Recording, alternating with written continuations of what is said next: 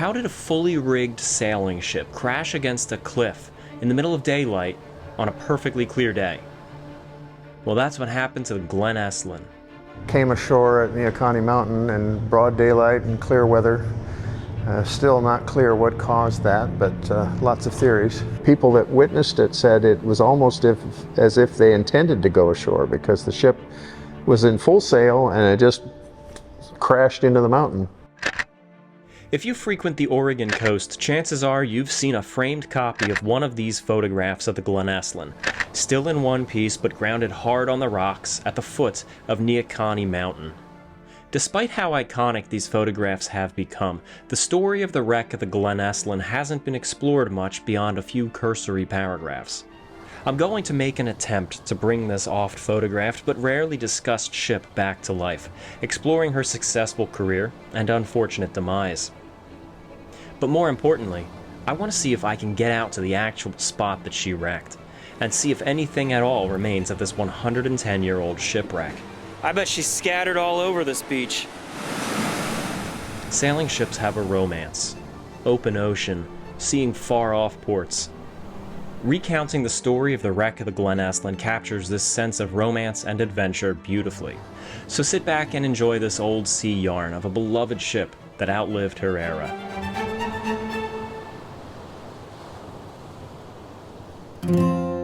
She was built in 1885 by Thomas Royden and Company. Now, Thomas Royden and Company was a long-standing shipbuilding firm in Liverpool and had been in business since 1818. Some of their other ships include the Asiatic and the Tropic, two ships that were acquired by the White Star Line in the 1870s. They also built the SS Lesbian. That's a real ship, I didn't make that one up. The Glenesslin was the last sailing ship built by that yard, and she was sturdily built at that. It's said that her hull was unnecessarily thick, built of heavy-gauge iron. She was 260 feet long, nearly 40 feet abeam, and had a hold that was 23.5 feet deep. Her tonnage was registered at 1,645. She was built for C. E. de Wolf and Company, registered to Liverpool and designed for cargo service, specifically with the treacherous winds of Cape Horn in mind.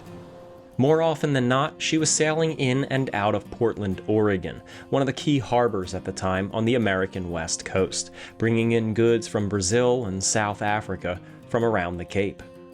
The Glenesslin was one of literally thousands of clippers and windjammers sailing around the turn of the last century, and given how little we know of her, she seems to have simply blended in with the crowd. However, there were a few things about the Glenesslin that stood out. For one, she was a fast ship, and one of the most reliable of the Liverpool sailing vessels. Her first voyage was under the command of a Captain J. Firth, and it brought her from Cardiff, Wales, down to Algoa Bay, South Africa, in an astonishingly quick 52 days. The Glenesslin would ultimately have a 27-year career. Not bad for a clipper at the end of the sailing ship era. But the majority of that career, a full 17 years of it, was under the command of a Captain Thomas B. Prichard. Prichard was first mate of her under Captain Firth and was finally appointed to master in 1889, a full 4 years after her maiden voyage. He was a masterful sea captain with his own investment in the ship, and he came from a family of mariners. In fact, his brother captained a similar vessel, the Haddon Hall, and the two of them held a small reunion in 1901 when both the Glenesslin and Haddon Hall were due in San Francisco around the same time. Glenesslin arrived first, anchored, and dropped off its cargo. The Haddon Hall, however, was running late. The ship stayed there, waiting a full 2.5 weeks. Now, Captain Prichard knew that this wait time was eating into his next voyage, but he didn't mind. He was eager to see his brother, whom he had not seen in over 20 years. The Haddon Hall finally came in after 17 days, and the two brothers had a small party.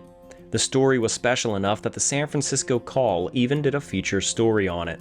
Now, this is likely the first time that Mrs. Prichard met her brother-in-law, as Captain Prichard's wife often accompanied him aboard the Glenesslin on these long voyages. Now, I don't know if it was Captain Prichard or the Glenesslin herself, but one of them was lucky. Several mishaps befell the Glenesslin during her career, but almost always she and her crew came out virtually unscathed.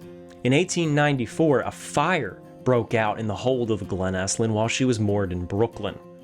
There were 50,000 casks of kerosene on board, and despite all of it going up, the ship survived and carried on. To fight any fires on board, Glenesslin had fire buckets like this one to haul on board water and douse the flames. This one was pulled from the 1913 wreck of the ship and is currently preserved in the Columbia River Maritime Museum in Astoria, Oregon. It was 1901 that appears to have been the big, eventful year for the Glenesslin. Not only was it in August of that year that the brotherly reunion occurred in San Francisco, which I had previously described, but the first voyage of 1901 was almost a tragic one.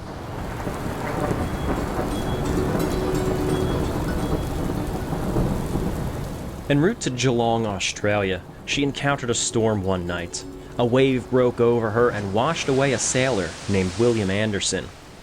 A cry went up of man overboard, and a life ring was thrown after him. The ship was stopped, and the sails were adjusted.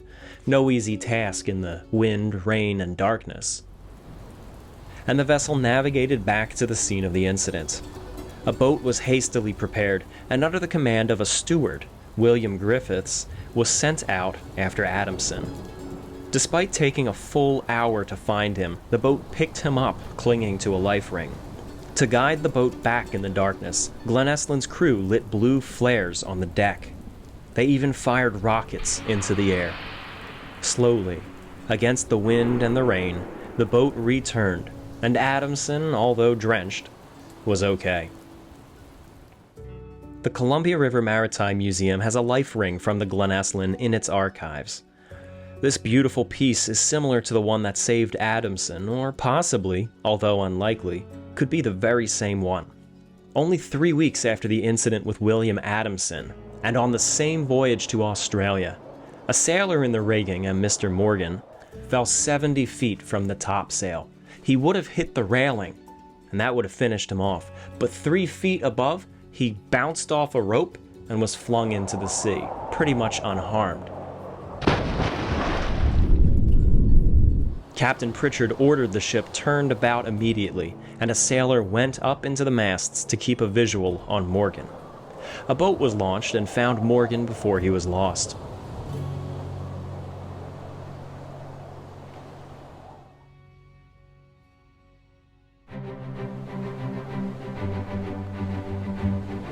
Glenesslin was a speedy ship, and under Captain Prichard she was the ship to beat. On one voyage, one of Captain Prichard's first, he sailed from Portland, Oregon to Algoa Bay, South Africa. The ship was fully loaded and heavily laden, and despite that, the Glenesslin did this journey in record time, having beaten the standing record by 10 days. In September 1901, while the Glenesslin was still in the San Francisco harbor after the reunion with Captain Prichard's brother, she was preparing to depart for Queenstown, Ireland. It was noted that several other ships in the harbor were also preparing a voyage to Queenstown, Ireland. 2 of these ships belonged to the Peter Iredale Company, a name that you'd recognize if you've seen my video on the wreck of the Peter Iredale, and these ships were rivals of the Glenesslin. They were the Foildale and the Davonby, similar vessels to the Glenesslin and carrying similar cargoes. A wager was placed as to which ship would arrive in Queenstown first. It became such an event that 5 other ships were added to the racing lineup. The Moldova, the King Edward, the Celtic Monarch, the H.B. Babcock, and another ship whose name no one wrote down. Enthusiastic bets were placed in both North America and Europe. The Glenesslin actually ended up leaving behind schedule, giving the other ships a 2-day head start. Despite this, the Glenesslin ripped through the seas, arriving in port 17 days ahead of the second ship. In March of 1902, a young apprentice named Gerald Jones joined the Glenesslin while she was laid up in Liverpool. This would be his first voyage at sea, and he would have plenty of stories to relate about his time aboard the ship. After saying goodbye to his mother, the ship departed for Melbourne, Australia. Sailing out the River Mersey, she passed several large ocean liners, including the White Star Liner Celtic. Jones fit right in with the crew, learning his duties, singing sea shanties, and fully overcoming seasickness thanks to the ship's mate, a Mr. Holmes. Well, when the seas became rough, Jones became queasy and even though it was his watch, he slipped below deck to take a quick nap. Well, Holmes found him and dragged him topside, and when Jones complained that he was seasick, Holmes took off his hat, filled it with seawater, and forced Jones to drink every last drop. Well, Jones promptly emptied the contents of his stomach over the railing, and he says he never experienced seasickness again. Well, that was Jones's very first watch at sea. Watches on board the Glenesslin, just like all similar ships, were signaled by a bell on the deck. This bell is the one used aboard the Glenesslin, now on display in Astoria, Oregon. Jones also related another fun story of the Glenesslin. The summer before, when the ship was in San Francisco and Captain Prichard met with his brother, Prichard also socialized with another sea captain. This was the sailing ship Fifeshire. And just like Prichard, this captain would bring his wife along on his voyages, who at the time in San Francisco was pregnant. Jump ahead to early 1902. On Jones's first voyage, the Glenesslin came upon another sailing vessel in mid-ocean. They were sailing in opposite directions towards each other, when, on the poop deck, Captain Prichard and his wife realized it was the aforementioned Fifeshire. The two vessels passed each other a few hundred feet apart. The captain of the Fifeshire was on deck as they passed, and held up a little baby, simply shouting to the Gleneslin's crew, "It's a girl!" To which the crew of the Glenesslin gave back a cheer. Tommy is not a girl, though. Tommy is a boy. It's a touching little human story about life at sea, which is very often overshadowed by stories of tragedy and wrecks. But we do wreck, don't worry, we're getting to that. From Melbourne, the Glenesslin sailed to Victoria, British Columbia, and in its approach by Cape Flattery encountered one of the thickest fogs her crew had ever seen. It was so dense that they truly had absolutely no idea where they were. They knew that they were running approximately parallel to the shore, but not that they were creeping dangerously close. It wasn't until they heard a dog barking and a bicycle bell that they realized, turning the ship hard over and clearing back out into the channel. From Victoria, she contracted a charter to sail fruit from Portland, Oregon to East Africa. Glenesslin sailed down to the Columbia River and anchored off of Astoria, awaiting a tow into Portland. Glenesslin was hitched up to a stern-wheel riverboat, the Harvest Queen, and was towed into the city. Now, those of you who have seen my Peter Iredale video will already know what press ganging is. It was the vile practice of luring sailors from an anchored ship away from their duty with the promises of better work for better pay. And then they would take them back to some boarding house, have them rack up a phony debt, and then force them, often by physical threat, to sign on with another ship to pay off that debt. Now, of course, the sailors were going to be going to sea anyway, but this was a way for con men on land to steal their wages and pick up a little extra cash from the ship's officers who were paying them almost a ransom. The press gangers would also frequently take young men from bars or even off the streets and force them into these ship crews without even giving them a chance to tell their families where they're going. Now, Portland and Astoria, Oregon were notorious for this, but this was a practice that was terribly common all throughout the world. Well, here in Portland, the Glenesslin lost most of her deckhand crew to these press gangers promising better work. So now the officers of the Glenesslin were forced to hire a new crew from these same press gangers. Despite this, the ship sat in Portland for both Thanksgiving and Christmas, celebrating both holidays heartily before sailing back into the sea. Outbound to East Africa, Apprentice Gerald Jones made friends with a young German sailor named Fritz. Well, they swapped stories, and they often had afternoon tea together.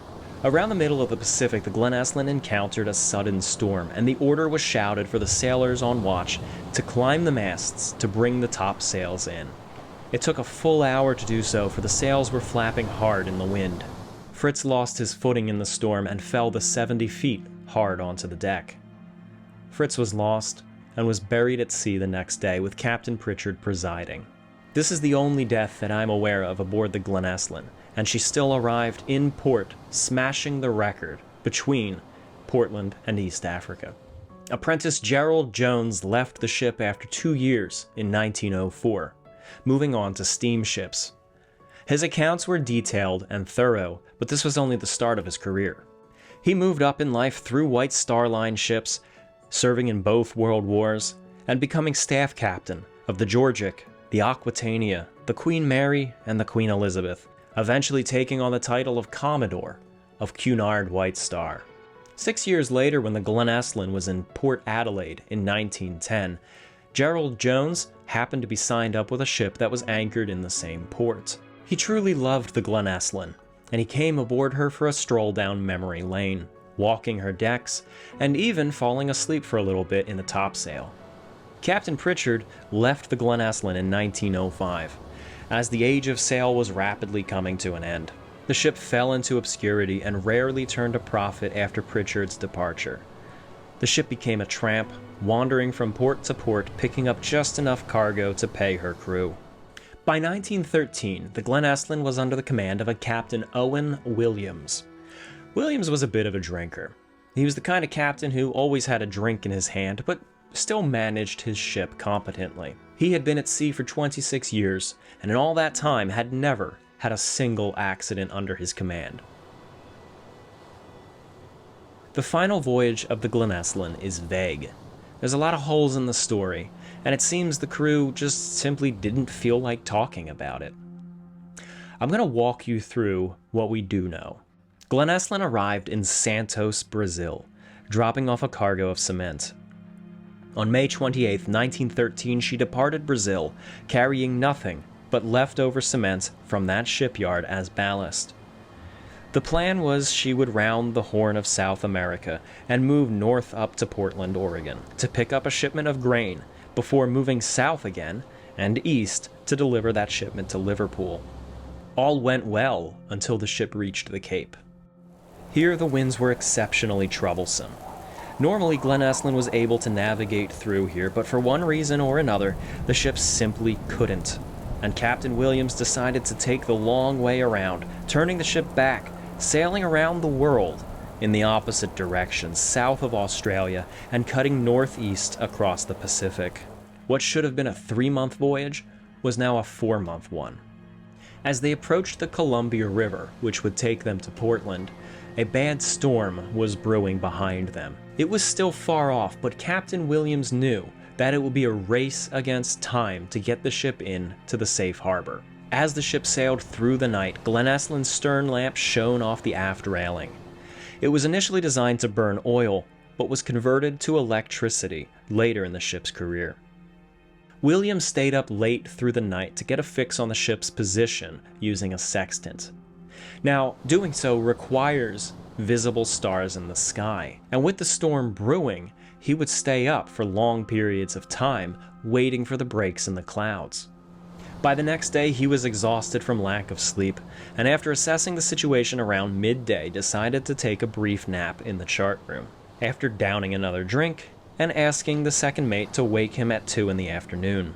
When the captain went below, the weather was perfectly clear, favorable winds, and the ship was a few miles offshore. His first mate, Lawrence Howard, was off duty, and his second mate, John Coalfield, was at the helm. Neither of these men were particularly experienced, and they were both quite young. While Captain Williams was laying down, the ship entered a thick haze. The wind shifted, and was now driving the ship toward the rocky cliffs of the Oregon coast. Mr. Coalfield at the helm saw that they were getting closer to the cliffs, and he seems to have frozen. In fact, the cook allegedly told him, "Hey, John, you're gonna wanna turn that way." To which Coalfield responded, "Mind your own business." Coalfield did actually call the captain twice, as it was now around 2 o'clock, but the captain told him to give him another half hour and call him at 2:30. Coalfield had been at the helm and looking at this clock, watching the time, and waiting to wake the captain from his nap. Coalfield allegedly then called the first mate and asked him what he should do, and Howard came up on deck, looked at the cliffs, and felt there was no danger and told him, "You're doing fine." He went back below.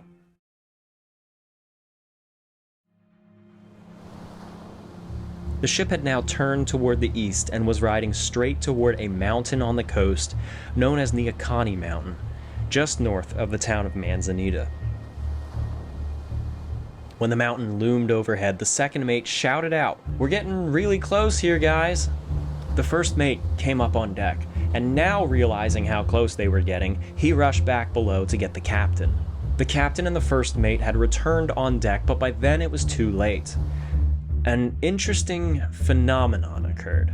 The ship had entered what is known as a wind shadow, an area that the wind simply cannot reach. In this case, it was blocked by the mountain and cliff outcrops. The Glenesslin, not having any wind, was a dead stick. The crew had absolutely no control over her steering.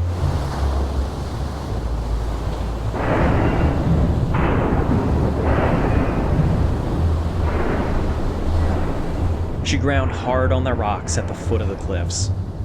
Captain Williams sent a sailor below to check the damage, and he reported that within minutes the ship was already half flooded. Glenesslin rolled to starboard as it settled down onto the rocks. Just as the ship impacted, it finally cleared out of that wind shadow, and now, on the rocks, was getting buffeted by wind coming in off of the ocean, and that wind pinned the ship hard against the coast. There was no moving it. All hands were on deck by this point, and a line was run to the rocks from the bow in order to use a bosun's chair to get them to land. In the meantime, the starboard side lifeboat was readied and loaded. The moment it got into the water, it was torn to pieces by the waves. Thankfully, everyone in the boat managed to pull alongside the hull of the ship, around the bow, and haul themselves ashore using the bow line. The rest of the people aboard the Glenesslin used the bosun's chair to get off the firmly lodged ship. Everyone made it to shore uninjured, with most even taking their personal belongings with them, and Captain Williams was the last to leave the ship. The Glenesslin was a full 2 miles north along the beach from the small town of Manzanita, with the crew hiking along the wet rocks of the shore, the same route that I took to get out to the wreck site, but in the other direction. Well, it's the final hours of daylight. The sun is setting right now, and I'm only just getting here. I really wanted to come out to this site to tell this story, but I had to drive all the way from southern Nevada. That's a 16-hour drive. Got up early and just made it here in the last 10 minutes of daylight. There's all sorts of scraps of metal along the rocky beach here. Of course, that's not to guarantee that they're from the wreck. Metal could have come from anywhere, but I did notice they started getting far more common as we got down to the wreck site, so who knows, there might actually be a little bit left of her. We'll keep looking for the wreck in a minute, but I think we're onto something. When Captain Williams and his crew arrived in Manzanita, a local bartender described the captain as being roaring drunk. I don't think he was. He did have a little bit to drink, but he was more likely confused and a little flustered about what had just happened, and of course disoriented. Say what you want about him, but the chain of command remained intact after the impact, and he had a good record up until this point. He also managed to move along the bow line and climb ashore without any trouble. Unfortunately for Williams, though, the legend of the drunken captain running the Glenesslin ashore persists to this day. The courts investigated the wreck and determined that the second mate, who froze and failed to alert the captain in time to take evasive action, was ultimately responsible. His license was suspended for 6 months. Captain Williams's license was suspended for 3 months, and the first mate was reprimanded. He got away with just a reprimand because he wasn't on duty and not technically responsible for the actions of the crew at the time. Another possibility to consider is fraud. The ship was sailing without any cargo, and the Glenesslin had already been deemed obsolete. In fact, at the time of the impact, her crew seemed like they were already set to abandon ship, with their personal effects already in hand. Now, when Lloyd's Insurance investigated the wreck, they did not suspect fraud, and they disregarded the conjecture that Williams was intoxicated. They agreed that the ship was a total loss, and they sold off the salvage rights for $560. Yes, Captain Williams was punished and he lost 3 months' worth of wages, but he and his company walked away with a $30,000 insurance payout, or nearly $1 million in today's money. It was a time when these sailing ships were kind of at their twilight. It was harder and harder for ship owners to get capable crews. You could contract with a steamship that would have less crew and pay less money and carry more cargo more reliably than a sailing vessel. Speculation that a lot of these boats, it was cheaper to run them aground and claim the insurance loss than to try to sell them or continue to run them. And that may have been the case with the Glenesslin. So did they pull a fast one on Lloyd's Insurance? We may never know. It's believed that shortly after the wreck, the weather cleared and the fog bank dissipated. Well, at least that's what Gleneslin's crew claimed after the locals said that the weather had been clear all day.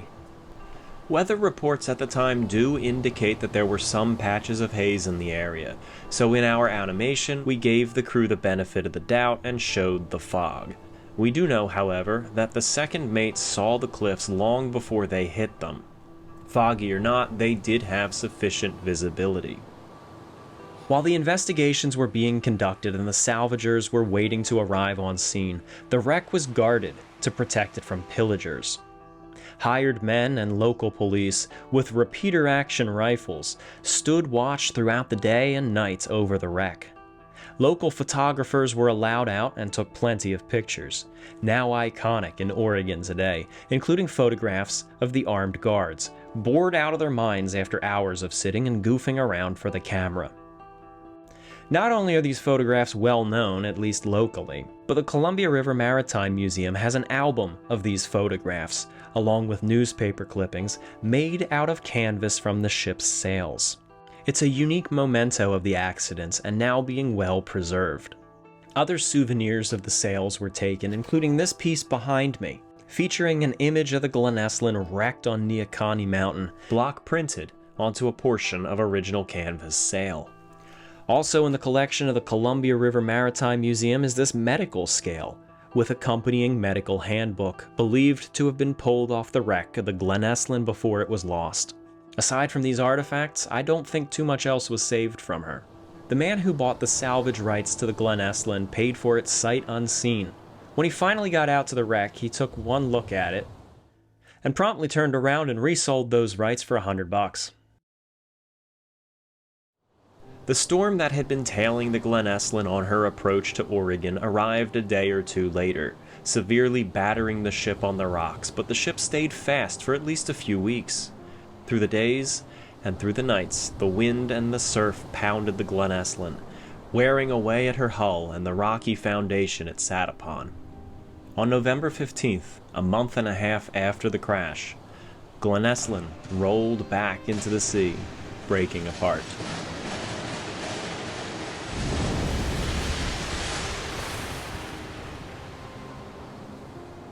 Gerald Jones, who apprenticed aboard the Glenesslin 11 years earlier and was now serving aboard the White Star liner Suvic, described that hearing about the loss of the Glenesslin was like hearing the news of the passing of a dear old friend.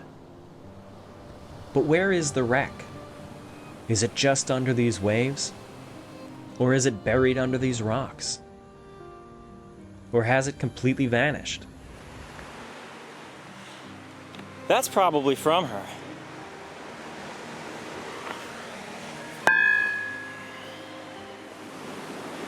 She's said to be long gone, but no, this is a part of her. Likely a piece of hull. The old Glenesslin. I'll be completely honest with you, I didn't expect to find it. I believe everyone was under the impression that she was long gone, and why wouldn't she be? She's been here 100+ years, and these waves, even on a good day, are rough. So it's really surprising to see anything left behind. Part of what seems to be her hull. That's incredible. All right, so what do we got? We have one large piece, another piece here, more in here, a lot more in here. I bet she's scattered all over this beach. This piece of concretion where the rust has actually solidified with some of the small rocks. The Oregon Coastal Highway Route 101 was built right on top of the cliff that the Glenesslin hit, with the debris and rocks from the construction burying much of what was left exposed of the vessel. While the sun was setting and the tide was rising, it was time to leave the old ship behind.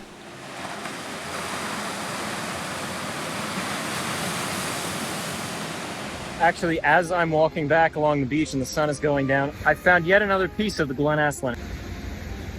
You can see bracing, you can see riveting on it, and it's actually quite a large piece. The coast of Oregon is littered with hundreds of shipwrecks. Some of them are still visible today, such as the famous Peter Iredale and the forgotten Mary D. Hume, both wrecks that I've visited and dedicated videos to on my channel. Others, like the Glenesslin, are almost completely gone and nearly lost to history. The Columbia River Maritime Museum in Astoria, Oregon is working to preserve these stories and has a fantastic gallery of artifacts related to these shipwrecks. Items recovered from the wreck of the Glenesslin are prominent in their displays. The museum is well worth a visit. The Glenesslin may be the photogenic book cover, if you will, of Oregon's maritime history, but the story itself is little more than a footnote. If you enjoyed this video, please like, subscribe, and share it around. Check out my Patreon as well, and as always, a special thank you to my supporters on Patreon, especially Marlo Perez, Kelly Black, Kaiser Wilhelm II, Zach Richards, Donald Anderson, Cody Henricks, Joan Haynes, Sean Kimball, Glenn Biddiscombe, Stephen Schwankertz, Gabriel Colomb, Nick K, RGB, Tara Molokar, Keith Holland, Miles Garrett, Rob M, Amos Mayhew, Corey Andrews, Nicholas Masella, Cole Tannick, Sophie Baber, Rob, Oliver Chinchen, John Maluski, David Watipka, Tiffany Raridan, Mad Time Media, Nathan Gutierrez, Max Metcalf, David Littlejohn, Sean Sahi Frazier, and Nikki Chan 92.